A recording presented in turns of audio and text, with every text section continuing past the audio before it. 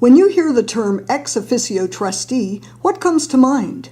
Do you think of the fact that these important APH officials are the vehicles by which students with visual impairments receive needed educational materials? If so, you are absolutely correct. The ex officio trustee is responsible for collecting, compiling, and submitting to APH the annual registration of students who are eligible for federal quota funds. Each ex officio trustee determines how quota funds are to be used in the purchase of materials for educational programs for individuals with blindness or visual impairments under his or her jurisdiction. Then, orders for materials to be purchased with federal quota funds are approved and signed by the trustee and forwarded to the American Printing House for the Blind, where a credit allocation has been established. And that's your quick tip.